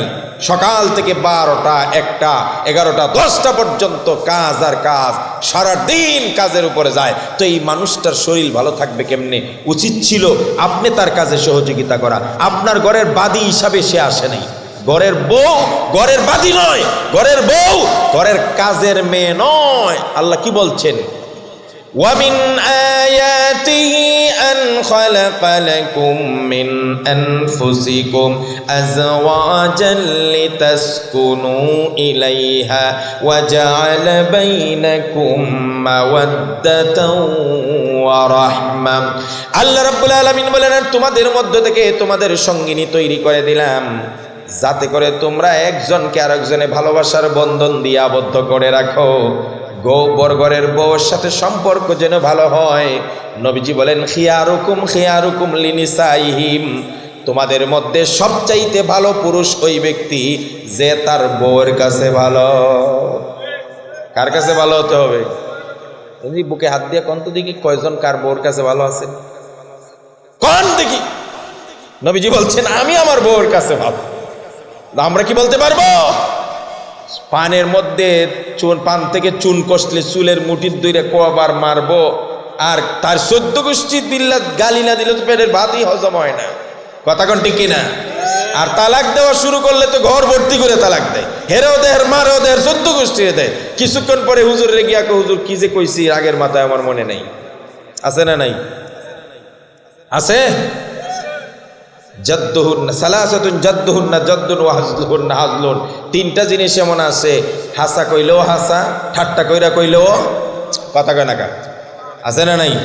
বিয়া সাবধান দাদারা আছেন নি এখানে? মাঝে মাঝে নাতিনদেরকে দেখলেই বিয়ার কথা মনে হয় না? কি সুন্দর ঢং করে তুমি আমার বউ হইবা, তো হেও কি বুঝে আর না বুঝে কহ হইমু হয়ে গেছে। কিন্তু বিয়া কি? বিয়ার কি? বিয়া মানে কি? প্রস্তাব কবুল। তো আপনি কইলেন তুমি আমার বউ হইবা, তো হেও কইছে কি হব, হইছে না? বিয়া হয়ে গেছে। সাবধান, এই সমস্ত ঠাট্টা মস্কারি করা যাবে না। তো তিনটা জিনিস এমন আছে হাসা কইলেও হাসা, ঠাট্টা কইরা কইলেও হাসা, তালাক, বিয়া আর গোলাম আজাদ। এই কথাগুলো সাধারণত বলবেন না। আর সাধারণত মানুষ রাগ কইরেই তো তালাক দেয়। হাসি মুখে কাউরে তালাক দেয় খুব কম। হাসি মুখে কেউ কাউরে তালাক দেয় না। আচ্ছা আমি সহজে বলি, ধরেন বিষ আছে না, বিষ খায় না মানুষ। একজন মানুষ হাসি মুখে আনন্দের সাথে ফেসবুকে লাইভ টাইপ কইরা একবারে বিষ খাইছে, এ কি মরবে? হ্যাঁ মরবো না? কথা কয় না মরবো? আর একজন লোক রাগায় আফগান সিরা মাথার চুল সিরা বিষ খাইছে, হে মরবো না? হ্যাঁ ও মরবো? আরে না, এত রাগ করে খাইছে, ও রাগ করে খাইলেও মরে। ঠিক হাসি মুখে তালাক দিলে যেমন তালাক হয়, রাগ কইরা তালাক দিলেও সাবধান। আমাকে মতো হুজুরারে টাকা দিয়ে কিন্না আবার এটা জায়েজ করতে যায়েন না। তো হুজুররাও পাপী, আপনিও পাপী, জিনার গুনাহ হবে যতদিন থাকবে। এই জন্য রাসূল করিম সাল্লাল্লাহু আলাইহি ওয়াসাল্লাম সার্টিফিকেট নিতে বলেছেন বউর কাছে। বউ যদি কয় ভালো তাইলে ভালো, আর বউ যদি কয় ভালো না তাহলে বড় হুজুর হইতে পারি কিন্তু আমি ভালো না। এটাই বাস্তব। কারণ ভিতরের সব খবর জানে কে? কথা কয় না? স্ত্রী সব খবর জানে না? ঘরের খবর হ্যাঁ সব জানে। আমি কতটুকু পিসাব এটা দুনিয়ার মানুষে না জানলেও বউ জানে বলে। বাহিরে তো চাকরি চাকরি লাগায় বড় হুজুর, আর ভিতরে ঠুলা সদরঘাট। এই জন্য রসুল কইছে বউ যদি কয় ভালো তাহলে তুমি ভালো। আমার নবীজি সাল্লাল্লাহু আলাইহি সাল্লাম হযরতে খাদিজার জন্য দোয়া করছেন। কিয়ামতের কঠিন ময়দানে আল্লাহ সব মানুষ সবাইকে ভুলে যাবে, আমি যেন আমার প্রিয়তমা খাদিজাকে ভুলে না যাই। হযরতে আয়েশা এই দোয়া শোনার পরে সতীর্থ বাসায় আসার পরে বিশ্বনবীকে বললেন, ইয়া রাসূলুল্লাহ, ইয়া হাবিবাল্লাহ, আপনি কি এখনো আপনার ওই বুড়ি স্ত্রীটার কথা বলতে পারেন নাই? নবীজির হাস্যোজ্জ্বল চেহারা রাগান্বিত হয়ে গেলেন, লাল টুকটুকে করে হযরতে বিশ্বনবী আয়েশাকে বললেন, আয়েশা সাবধান, আর কোনোদিন আমার খাদিজাকে নিয়ে বাজে মন্তব্য করবা না। কারণ তোমরা সবাই হলে আমার সুখের দিনের সাথী, আর খাদিজা ছিল আমার দুঃখের দিনের সাথী। যেদিন আমার খাদিজার বিশাল সম্পত্তির মালিক ছিল, শিল্পপতি ছিল, খাদিজা ইসলাম গ্রহণ করে সব সম্পত্তি আমার পায়ে ঢেলে দেয়। আমাকে বলে, হুজুর আজকে থেকে এই সমুদয় সম্পত্তির মালিক আপনি, যেমনি খুশি খরচ করেন। আমি 2 হাতে আল্লাহর রাস্তায় খরচ করেছি। একটা সময় খরচ করতে করতে খাদিজার বিশাল সম্পত্তি শেষ। এমনও হয়েছে খাদিজার ঘরে কয়েকটা সন্তান নিয়ে খাদিজা একদিন নয়, 2 দিন নয়, 3 দিন পর্যন্ত চুলায় আগুন জ্বলে নাই। খাদিজা আমাকে কোনোদিন অভিযোগ অনুযোগ করে বলে নাই, ও মুহাম্মদ, আমি তো শিল্পপতি ছিলাম, বিশাল সম্পত্তির মালিক ছিলাম, তোমার ঘরে আসলে আজকে আমি কেন উপবাস, আমার সন্তানরা কেন খানা পায় না, এমন অভিযোগ একদিনও আমার খাদিজা করে নাই। এই জন্য বিশ্বনবী সাল্লাল্লাহু আলাইহি ইসলামের কাছে যদি কোনোদিন গোশত আসতো, গোশত হাদিয়া হিসাবে আসতো, নবীজি এক এক স্ত্রীর ঘরে এক একটা গোশতের পুটলা পাঠায় দিতেন। তো একটা পুটলা নিজের কাছে রেখে দিতেন। স্ত্রীরা জিজ্ঞেস করতো, হুজুর বুঝলাম সব স্ত্রীরা একটা করে দিলেন, কিন্তু এটা কার? আমার নবী বলতেন, ও আমার স্ত্রীরা, আজকে যদি আমার প্রিয়তমা খাদিজা বেঁচে থাকতো, সেও একটা পুটলার মালিক হয়ে যেত। যেহেতু আমার খাদিজা দুনিয়ার জমিনে বেঁচে নাই, তাই আমি আমার এই পোটলাটা খাদিজার কোনো বান্ধবীকে মদিনার অলিগলিতে পাই কিনা দেখব, খাদিজার বান্ধবীকে ওই পোটলাটা দেব, যাতে খাদিজার মন খুশি হয়ে যায়। সেই খাদিজা নবী করিম সাল্লাল্লাহু আলাইহি ইসলামকে বললেন, ইয়া রাসূলুল্লাহ, আপনি আমাকে ওয়াদা দেন, জাহান্নামের প্রশ্নের উত্তর যদি আমি না দিতে পারি সব শেষ হয়ে যাবে।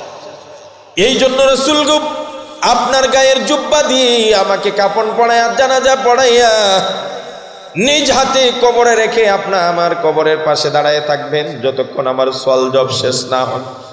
আমার নবীজি বলেন, খাদিজা রে, ঠিক আছে, আমি তোমার কবরের পাশে থাকব। এবার বিশ্বনবী খাদিজাকে দাফন করাইলেন, নিজেই মাটিতে রাখলেন, কবরে রেখে মাটি দেওয়ার পরে বিশ্বনবী চোখের পানি ছেড়ে দিয়ে খাদিজার কবরের পাশে দাঁড়িয়ে আছেন। আল্লাহ রাব্বুল আলামিন হযরত জিবরাইলকে পাঠিয়ে দিলেন, যাও জিবরাইল, আমার বন্ধু কাঁদতেছে কেন?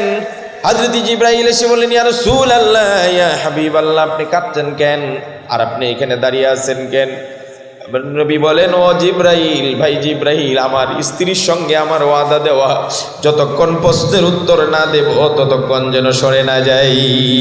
হযরত জিবরাইল বলেন, ইয়া রাসূলুল্লাহ, ইয়া হাবিবাল্লাহ, আপনার প্রশ্নের উত্তর দেওয়া লাগবে না, খাদিজার প্রশ্নের উত্তর আরশে মুআল্লা থেকে আল্লাহর পক্ষ থেকে দেওয়া হয়ে গেছে।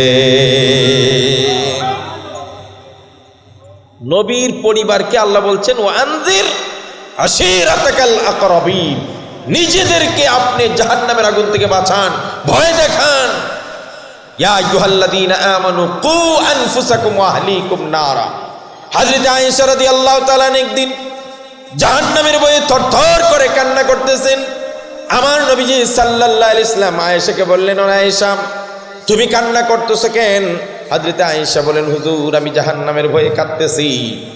হুজুর, আপনার কাছে আমার প্রশ্ন, কিয়ামতের দিন তো সবাই সবাইকে ভুলে যাবে, আপনিও কি আপনার পরিবারকে ভুলে যাবেন কিনা? নবীজি বললেন, আয়েশা, 3 জায়গায় কেউ কাউকে মনে রাখবে না। হাসরের মাঠে কিয়ামতের দিন 3 জায়গায় কেউ কাউকে পরিচয় দিবে না। 1 নম্বর জায়গা ভালো করে মুখস্থ করে নেবেন। আল্লাহর নবী বলেন, যেই সময় ওজন করা হবে নেকি আর বদী, গুনার সওয়াব, যতক্ষণ পর্যন্ত ওজন চলবে ততক্ষণ কেউ কাউকে পরিচয় দিবে না। আল্লাহ রাব্বুল আলামিন বলেন, ফাআম্মা মান সাকুলাত মাওয়াজিনুহু ফাহুয়া ফি ঈশাতির রাদিয়া ওয়া আম্মা মান খাফফাত মাওয়াজিনুহু ফাউম্মুহু হাবিয়া ওয়া মা আদরাকা মা হিয়া নারুন হামিয়া। আল্লাহ পাক বলেন, যাদের আমল, যাদের নেকির পাল্লা ভারী হয়ে যাবে তাদের ঠিকানা সুখের ঠিকানা জান্নাত হয়ে যাবে, আর যাদের গুনাহের পাল্লা ভারী হবে তাদের ঠিকানা জাহান্নাম হবে। আমার নবীজি বলেন, যতক্ষণ লোকটা নিশ্চিত না হবে যে আমার ওজনে নেকির পাল্লা ভারী হয়েছে, ততক্ষণ কারো দিকে তাকাবে না, কোনো পরিচয় দিবে না, কারণ সে নিজেকে নিয়ে ইয়া নফসি করবে। এজন্য আমল ওজন করার সময় নবীজি বলেন, কেউ কারোর পরিচয় দিবে না, সবাই ইয়া নফসি করবে। কতটা ইয়া নফসি করবেন জানেন? 50,000 বছর পর্যন্ত হাসরের মানুষগুলো হাজত খাটবে। আরে ভাই, দুনিয়ার হাজত বুঝেননি? হাজত মানে কি? এই যে জেলের মধ্যে যারা হাজত খাটতেছে, এটা কি তার সাজার রায়? এটা সাজা না, বিচার হওয়ার পরে যখন শুনানি শেষ করবে তখন যদি রায় দেয় 4 বছরের জেল, ওই দিন থেকে তার কার্যকর হবে। এর আগে যেটা খাটি এটা তো ফাও। 50,000 বছর পর্যন্ত হাজত খাটবে। উলঙ্গ অবস্থায় আকাশের দিকে হা করে মানুষগুলো তাকিয়ে থাকবে। আম্মা জান আয়েশা বলেন, ইয়া রাসূলুল্লাহ, ইয়া হাবিবাল্লাহ, এই যে হাসরের মাঠে সমস্ত পৃথিবীর মানুষগুলো এক জায়গায় দাঁড়াবে, নারী পুরুষ ছেলে মা ভাই বোন সবাই এক জায়গায় দাঁড়িয়ে যাবে, নারী পুরুষ। সেদিন কি মানুষগুলো উলঙ্গ অবস্থায় দাঁড়িয়ে থাকতে লজ্জা পাবে না? আল্লাহর নবী বলেন, আয়েশা রে, দুনিয়ার অবস্থা আর কিয়ামতের মাঠের অবস্থা এক নয়। সেই দিনের অবস্থা এমন ভয়াবহ হবে, মানুষ আল্লাহর ভয়ে আর আযাবের ভয়ে থরথর করে কাঁপবে আর আকাশের দিকে হা করে তাকিয়ে থাকবে। কে উলঙ্গ কে কাপড় পরা, চেয়ে দেখার তাকিয়ে দেখার সময় পাবে না। 50,000 বছর যাবে। সবাই মিলে পরামর্শ করে, চলো আদম নবীর কাছে যাই, অন্তত একটু সুপারিশ যেন করে আমাদের বিচার শুরু হয়ে যাক। গিয়ে বলবে, আনতা আবুনা, আপনি আমাদের পিতা, আউয়ালুন নবী, আপনি প্রথম নবী, খালাকাল্লাহু বিয়াদি, খালাকাল্লাহু বিয়াদি, আপনাকে আল্লাহ নিজ হাতে বানাইছেন, সুতরাং আপনি আজকে আমাদের জন্য একটু সুপারিশ করেন। সাইয়্যিদুনা আদম আলাইহিস সালাতু ওয়াস সালাম বলবেন, ইন্না রাব্বি কাদ গাদিবাল ইয়াওমা গাদবান লাম ইয়াগদাব মিসলাহু ক্বাবলা ওয়া লা ইয়াগদাব মিসলাহু বাদা।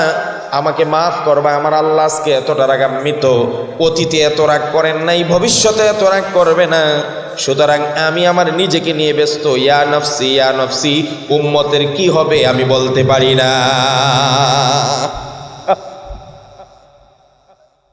এইভাবে প্রত্যেক নবী বলবে, আমি ইয়া নফসি ইয়া নফসি, অনলি ওয়ান, শুধুমাত্র কেবলমাত্র আমাদের নবী মাকামে মাহমুদের সাজদায় পড়ে যাবার প্রশংসা করতেই থাকবো যতক্ষণ না আমার আল্লাহ ডাক দিবে। একটা সময় আল্লাহ ডাক দিয়ে এসে বলবে, ইয়া মুহাম্মদ ইরফা রাসাক সাল তুতা ওয়াশফা তুশাফা, মুহাম্মদ মাথা উঠাও, কি শুরু করছো, বলো কি লাগবে, যা সুপারিশ করবে তাই কবুল করবো। সুবহানাল্লাহ। এই হাদিস আছে, লিকুল্লি নবিয়্যিন দাওয়াতুন মুস্তাজাবা, সব নবীদের একটা স্পেশাল দোয়ার পাওয়ার দিছে আল্লাহ, যা কইবে তাই কবুল। আল্লাহ নবী বলেন, ওয়াকাদ ইখতাবাত কুল্লু নবিয়্যিন দাওয়াতু, সব নবীরা নিজেদের দোয়া, রিজার্ভ দোয়াটা দুনিয়াতে শেষ করে দিছে। আল্লাহ রাসূল কয়, আমি আমার দোয়াটাকে দুনিয়াত কাজে লাগাই নাই। বহু চান্স ছিল, বহু জরুরত ছিল। তায়েফের ময়দানে 3 বার বেহুশ হয়েছে, ইচ্ছা করলে দোয়া কাজে লাগাইতে পারতাম, লাগাই নাই। উহুদের ময়দানে দান শহীদ হয়ে গর্তে পড়ে গেছি, দোয়া কাজে লাগাই নাই। উটের নারী বুড়ি দেওয়া হয়েছে আমার পিঠে, দোয়া কাজে লাগাই নাই। মারার জন্য পায়তারা করা হয়েছে, দোয়া কাজে লাগাই নাই। কিন্তু ওই দোয়াটা আমি কিয়ামতের ময়দানের জন্য, আমার উম্মতের জন্য রেখে দিয়েছি। কি ভয়াবহ অবস্থা! নবীজি বলেন, ওই একটা জায়গা যখন আমল ওজন করা হবে তখন কেউ কাউকে পরিচয় দিবে না। আয়েশা 2 নম্বর, আমল নামা যখন তাকে প্রদান করা হবে, ডান হাতে না বাম হাতে, এটা শিওর হওয়ার আগ পর্যন্ত কেউ কাউকে পরিচয় দিবে না। فَأَمَّا مَنْ أُوتِيَ كِتَابَهُ بِيَمِينِهِ فَيَقُولُ هَاؤُمُ اقْرَءُوا كِتَابِيَهْ। ডান হাতে যাদের আমল নামা দেওয়া হবে, হাসতে হাসতে বলবে, আমার আমল নামা দেখো কত সুন্দর হয়েছে। ওয়া আম্মা মান উতিয়া কিতাবাহু বিশিমালিহি, আর বাম হাতে যাদের আমল নামা দেওয়া হবে, এরা বলবে, ইয়া লাইতানি লাম উতা কিতাবিয়া ওয়া লাম আদরি মা হিসাবিয়া, ইয়া লাইতাহা কানাতিল কাজিয়া মা আগনা আন্নি মালিয়া হালাকা আন্নি সুলতানিয়া। আজকে পাওয়ার দেখান, ক্ষমতা দেখান, অনেকেই ক্ষমতা দেখাইছে। সেই দিন যাদের বাম হাতে আমল নামা হবে, আফসোস করে বলবে, এটা কি আমল নামা দেওয়া হলো, লা ইউগাদিরু সাগীরাতান ওয়ালা কাবীরাতান ইল্লা আহসাহা, ছোট বড় সব আমল নামায় উঠে গেছে। যা সন্ত্রাসী করছি, বান্ডামি করছি, আলেমদের কষ্ট দিছি, আইনাঘর তৈরি করছি, রিমান্ডে নিছি, মানুষকে ফাঁসি দিছি, কুবিয়ে বিশ্বজিৎকে হত্যা করেছি, আবরারকে হত্যা করেছি, গণহত্যা চালাইছি, হেফাজত কায়েম করছি, সব দেখি আমল নামায় উঠে গেছে। আজকে আমাকে কে বাঁচাইবে? ওই দিন তো রেবে বাঁচাইছে, পুলিশে বাঁচাইছে, গার্ড অফ রেজিমেন্টে বাঁচাইছে, মা আগনা আন্নি মালিয়া, আমার কোটি কোটি সম্পদে আজকে আমাকে বাঁচাইতে পারে নাই, হালাকা আন্নি সুলতানিয়া, আমার রাজত্ব শেষ হয়ে যাবে। ওই দিন কারো বেটাগিরি চলবে না, পাওয়ার চলবে না। আল্লাহ উল্টা কইবে খুজু, দর দর তাকে, ফাগুল্লু, বেঁধে ফেল, সুম্মাল জাহিমা সল্লু, টেনে হেসরে জাহান্নামে নিয়ে যা। ওই আমলনামা ডান হাতে আওয়ার আগ পর্যন্ত কেউ কাউকে পরিচয় দিবে না। দুইটা। আর 3 নম্বরে নবীজি বলেন, ওয়া ইম মিনকুম ইল্লা ওয়ারিদুহা কানা আলা রাব্বিকা হাতমান মাকদিয়া। জাহান্নামের উপর একটা পুল আল্লাহ নির্মাণ করে রেখেছেন। এই পুলটার নাম হলো পুল সিরাতের পুল। আল্লাহ পাক বলেন, যতগুলো মানুষ আছে সব মানুষ এই জাহান্নামের উপরের নির্মিত পুল পাড়ি দিয়ে জান্নাতে যেতে হবে। যতক্ষণ নিজে জাহান্নামের উপর নির্মিত পুল পাড়ি না দিবে ততক্ষণ কেউ কাউকে পরিচয় দিবে না।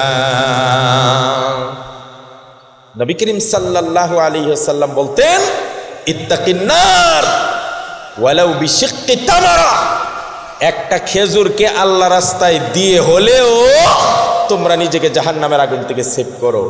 ও দুনিয়ার মানুষেরা, আজকে আমরা জাহান্নামের আগুন থেকে বাঁচার জন্য কোনো চেষ্টা করি না, কোনো চেষ্টা করি না। অথচ আল্লাহর নবী বলছেন, যদি তোমার কিছুই না থাকে তাহলে ওয়ালাউ বিশিক্কি তামারা, একটা খেজুরের অর্ধেক অংশ আসেনি তোমার কাছে, ওইটাও আল্লাহ রাস্তায় দাও, দিয়া বলো, আল্লাহ এই উসিলা আমাকে জাহান্নামের আগুন থেকে বাঁচাও। সুবহানাল্লাহ বলেন। এখানে যারা আছে তাদের কি খেজুর নাই? একটা খেজুরের সামর্থ্য নাই? কার কার আছে হাত টানতে দেখি। ওদের একটা খেজুরের সামর্থ্য নাই যারা এই ঘুমাইতেছে, দেখছেন কেমনে ঘুমায়। খেজুরের সামর্থ্য আছে কার কার হাত টান না। একটা খেজুর না হয় 5 টাকা হইব নাকি? তো 5 টাকার মালিক আছি না আমরা। নবীজি বলেন, কেউ যদি 5 টাকারও মালিক থাকে সেও যেন এটা আল্লাহ রাস্তায় দিয়া হলেও জাহান্নামের আগুন থেকে বাঁচে। জাহান্নামের আগুন থেকে নিজেকে বাঁচানোর জন্য যদি 5 টাকাও না থাকে, নবীজি বলেন, ফাইল্লাম তাজিদু ফাবিকালিমাতিন তাইয়্যিবা, যদি খেজুরও না থাকে তাহলে মানুষকে একটা উত্তম কথা বলে হলেও জাহান্নামের আগুন থেকে নিজেকে বাঁচা। আজকে মানুষ মনে করছে সম্পদ নিয়ে কবরে যাবে না, জাহান্নাম থেকে বাঁচার জন্য না আমল আছে না সৎকা আছে। সৎকার চেয়ে কার্যকর কোনো কিছু হতে পারে না জাহান্নামের আগুন থেকে বাঁচানোর জন্য। 2টা জিনিস করবেন। একটা হলো রাতের বেলায় কান্না করে দেখবেন আল্লাহর ভয়ে নি চোখ থেকে একটা ফোঁটা পানি ছাড়তে পারেন। হযরত আবু হুরায়রার হাদিস আমি পড়ছিলাম, নবী করিম সাল্লাল্লাহু আলাইহি সাল্লাম বলেন, লা ইয়ালিজুন নারা রাজুলুন বাকা মিন খাশিয়াতিল্লাহ হাত্তা ইয়াউদাল লাবানু ফিদ দারঈ। আল্লাহর নবী বলেন, একটা গাভীর উলান থেকে যখন দুধ বের হয়ে যায়, এই দুধটা যেমন পুনরায় উলানের ভিতরে প্রবেশ করা অসম্ভব, আল্লাহর নবী বলেন জাহান্নামের ভয়ে, আল্লাহর ভয়ে যেই লোকটা চোখের পানি ছেড়ে দিল ওই লোকটার জাহান্নামে যাওয়া ততটা অসম্ভব। এই জন্য আমার বাবাজিরা বলবো, আপনারা কাঁদেন বেশি করে আল্লাহর দরবারে, জাহান্নাম থেকে ক্ষমা চান আর পড়তে থাকেন, আল্লাহুম্মা আজিরনি মিনান নার, আল্লাহুম্মা আজিরনি মিনান নার। নবীজি বলতেন, ইবকু ফাইল্লাম তাজিদু বুকাআন ফাতাবাকাও, লাউ তা'লামুনা ইলমান লাসাল্লা আহাদুকুম হাত্তা ইয়ানকাসিরা যহরুহু। আল্লাহর নবী সাল্লাল্লাহু আলাইহি সাল্লাম বলতেন, যদি তোমরা জাহান্নাম সম্পর্কে জানতে তাহলে তোমরা এমন বেশি নামাজ পড়তে থাকতে তোমাদের পিঠ বাঁকা হয়ে যেত। ওয়া হাত্তা ওয়ালা বাকা হাত্তা ইয়ানকাতিয়া সাউতুহু, আর আল্লাহর ভয়ে, জাহান্নামের ভয়ে এমন ভাবে কাঁদতে থাকতে গলার আওয়াজ ভেঙে যেত, ঘর সংসার করতে পারতে না। ইন্নী আ'লামু মা লা তা'লামুন ওয়া ইন্নী আসমাউ মা লা তাসমাউন। এই জন্য রাসূলুল্লাহ বলছে, 2টা কাজ করবেন জাহান্নাম থেকে বাঁচার জন্য, জাহান্নামের ভয়ে চোখের পানি ছাড়বেন আর আল্লাহর কাছে কান্নাকাটি করবেন। আরেকটা হলো আল্লাহর রাস্তায় দান করবেন। এই যে আমরা মাল সম্পদের মালিক, এগুলার মূল মালিক কে? কথা কয় না কা? আমরা তো পরীক্ষার জন্য দিছে। ये अमानत चंद रोज़े नज़्द माज़, ये अमानत चंद रोज़े नज़्द माज़, दर हकीकत मालिक हर शय खुदास। প্রকৃত মালিককে বুখারীর একটা হাদিস বলে আমি শেষ করে দিচ্ছি। আল্লাহ নবী সাল্লাল্লাহু আলাইহি ওয়াসাল্লাম বর্ণনা করেন, ইন্না সালাসাতাম মিন বানি ইসরাঈলা আবরাসা ওয়া আকরা ওয়া আমা। বনি ইসরাইলের 3 জন লোক ছিল, 3 জনের 3টা ডিস্টার্ব, 3 জনের 3টা ডিস্টার্ব। একজনের চেহারার মধ্যে দল রুগী চিনেন, শ্বেত রুগী চিনেন, কুষ্ঠ রুগী চিনেন, মাঝে মাঝে সাদা, হেরে যেদিকেই যায় মানুষে খালি ভেঙ্গায়, আর কই আইসে রে দল রুগী আইসে, ভেঙ্গায় না। আরেকটা লোক হয়েছিল আকরা, তার মাথায় চুল নাই, যেদিকে যায় খালি টাক মাথা। আমাদের দেশে এক টাক মাথা ছিল না নাই? কথা কয় না কা? বড় বড় কথা কইতো, আরে সুবহানাল্লাহ, উল্টাইলেমু সিরালেমু বাইরালেমু। একদিন থেকে কয় ব্রাহ্মণবাড়িয়া কি বাংলাদেশি সীমানার বাইরে নাকি? এরা এত পাওয়ার দেখা করতে গিয়া আমি আইতাছি ব্রাহ্মণবাড়ির সোজা কইরালাম। আমি ওই দিনই কইছি তুই ব্রাহ্মণবাড়ির উপর যে সোজা করবি, আগে তোর মাথার উপর যে ফ্যান পড়ছে এটারে বাঁচা। কথা কর ঠিক কিনা? এখন একটা ছিল টাকলা, আর একটা শ্বেতরোগী, আর একটা আমা অন্ধ। আল্লাহ কয় এরার মনে তো অনেক কষ্ট, সবাই এরারে খালি ভেঙ্গায় জ্বালাতন করে, তাইলে এক কাজ করো জিব্রাইল, এরা 3 জনরে একটু ভালো অবস্থানে দিয়ে পরীক্ষা করে দেখি এরা কি করে। হযরত জিব্রাইল মানুষের সুরতে আসছে, আয়েশা প্রথমেই গেছে শ্বেতরোগীর কাছে, অষ্টরোগী। সে গিয়া বলতেছে তারা, আইয়ু শাইইন আহাব্বু ইলাইক, তোমার কাছে কি করলে তোমার ভালো লাগবে, তুমি কি চাও? এই লোকটা চিন্তা করে কয়, আমি লাউনুন হাসান ওয়া জিলদুন হাসান, আমার চামড়াটার রংটা সুন্দর করে দাও, এইটার লাগে মানুষে আমার যে পরিমাণ জ্বালানি জ্বালায়। হযরত জিব্রাইল আলাইহিস সালাম ছুঁয়ে দিলেন, লোকটা ভালো হয়ে গেছে। এবার জিব্রাইল বলেন, আইয়ুল মালি আহাব্বু ইলাইক, কোন মাল তোমার কাছে বেশি পছন্দ? কয় ইবিল, আমি উট পছন্দ করি। হযরত জিব্রাইল, আমি সংক্ষেপে বলছি, 5 মিনিটে শেষ করতে বলছে, 10 মাসের একটা গর্ভবতী উটনি দিয়া গেছে গায়ের কাছ থেকে, গেছে 2 নম্বর আকরার কাছে। আকরা মানে কি? টাকলা। গিয়া বলছে জিব্রাইল আলাইহিস সালাম, আইয়ু শাইইন আহাব্বু ইলাইক, তুমি কি চাও? কয় আমি চাই আমার মাথায় সুন্দর চুল উঠুক, মানুষে আমার খুব যন্ত্রণা দেয়। জিব্রাইল মাথা শুয়ে দিছে, চুল উঠে গেছে। কয় তুমি কোন মালটা পছন্দ করো? কাল বাকারা, আমি গাবি গরু পছন্দ করি। একটা গর্ভবতী গাবি দিয়ে চলে গেছে। তারপরে গেছে আমা অন্ধের কাছে, গিয়া বলছে আইয়ু শাইইন আহাব্বু ইলাইক, তুমি কি চাও? কয় আমি চাই আমার চোখ 2টা ভালো হয়ে যাক। চোখ মুছে দিছে, ভালো হয়ে গেছে। কোন মালটা পছন্দ? কাল গানাম, আমার কাছে বকরি পছন্দ। হযরত জিব্রাইল তারও একটা গর্ভবতী বকরি দিছে, ছাগি দিছে। কিছুদিনের ভিতরে এই বকরি, এই গাবি, এই উটনির বাচ্চা হতে হতে হতে হতে 1 মাঠ পরিমাণ ভরে গেছে তাদের সম্পদে। এবার আল্লাহ কয় জিব্রাইল এখন আবার যাও, এখন পরীক্ষার সময়। সুবহানাল্লাহ বলতেন না? আরো জোরে বলতেন না সুবহানাল্লাহ?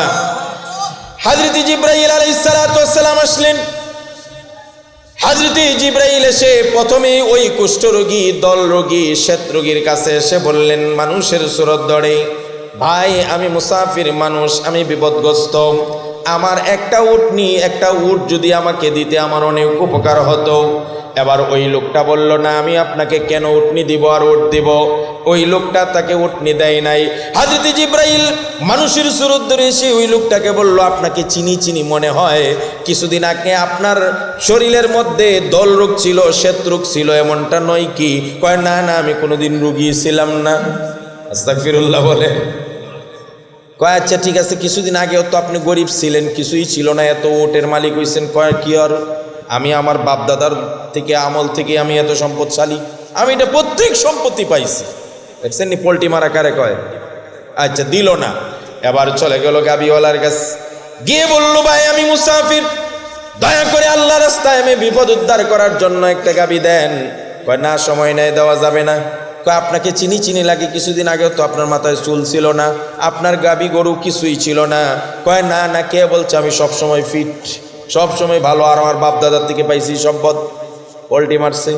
হযরত জিব্রাইল বলেন, এবার গেলাম বকরিওয়ালার কাছে, গিয়ে যেই মাত্র বললাম আল্লাহর ওয়াস্তে আমাকে একটা বকরি দাও, বকরিওয়ালার সাথে সাথে বললেন যতগুলো বকরি প্রয়োজন হয় মাঠ থেকে নিয়ে যান। কারণ কিছুদিন আগেও আমি অন্ধ ছিলাম, কষ্টের মধ্যে ছিলাম, আমার আল্লাহ দয়া করে আমার চোখ ভালো করছে। আমি ফকির আর অন্নহীন বস্ত্রহীন ছিলাম, আমার আল্লাহ দয়া করে মাঠ ভর্তি করে আমাকে সম্পদের ছাগল দিয়েছে। এই জন্য আল্লাহর শুকরিয়ার জন্যে আমি আমার বকরির পালের থেকে যা খুশি আপনাকে নিয়ে নিতে বললাম। হযরত জিব্রাইল বললেন, আমাকে দিতে হবে না, আমি নিতে আসি নাই, বরং আমি তোমার তোমাদের তিনজনকে পরীক্ষা করতে আসলাম। কাদ রাদিয়াল্লাহু আনকা, আল্লাহ তোমার প্রতি রাজি, ওয়া সাখিতা আলা সাহিবিকা, আর তোমার বাকি দুই সাথীর উপর আল্লাহ রাগান্বিত হয়ে গেছেন। এই জন্য মুসলমান ভাইয়েরা, এই যে মাদ্রাসা, এই যে মসজিদ, এই প্রতিষ্ঠানগুলোর মাধ্যমে আল্লাহর দ্বীন সমাজে প্রতিষ্ঠিত হয়। চুরি, ডাকাতি, ছিনতাই, বদমাশি, জিনা, বেবিচার, রাহাজানি ইত্যাদি যত অপকর্ম আছে সমাজের মধ্যে, এইগুলা দ্বারাই বন্ধ হয়। যদি এই ফ্যাক্টরিগুলো আজকে বন্ধ হয়ে যায়, আগামী 100 বছরের মধ্যে আর কোনো আলেম সাপ্লাই হবে না। আর এই জমিনে যদি আলেমরা না থাকে, খুদার কসম, ভারতের ওই বাদশার মতো, যেই বাদশার দরবারে একজন আলেম বসে থাকতেন, মা জিজ্ঞেস করছিল বড় বড় মন্ত্রীদের পাশে এই আলেমের কাজটা কি, তাকে কেন পাশে বসায় রাখো? এবার মাকে ওই বাদশা জানালা দিয়া দেখায়, মাঠের মধ্যে একটা গাভীকে তার বাচ্চা জিনা করতেছে, মানে ধর্ষণ করতেছে। বলছে মা, ওই যে গাভীটাকে তার বাচ্চায় জিনার ধর্ষণ করতেছে, ধর্ষণ করছে। যদি আমার দরবারে এই ধরনের আলেমরা না থাকতো, রাজ্যের অবস্থা এমন হতো যে ছেলে মাকে জিনা করত, কেউ বাধা দিত না। বুঝে থাকলে বলুন তো, এই মাদ্রাসাগুলোর দরকার আছে নি? আরো জোরে বলেন, আছে না নাই? যদি মাদ্রাসাগুলোর দরকার থাকে, আমার ওই আগের হাদিসটার কথা মনে রাখবেন, ইত্তাকিন নারা ওয়ালাউ বিশিক্কি তামারা। যদি একটা খেজুরের মালিকও হন, সেটা আল্লাহ রাস্তায় দিয়ে হলেও আমরা জাহান্নামের আগুন থেকে নিজেকে বাঁচাইতে চাই। রাজি আছেন তো ইনশাআল্লাহ?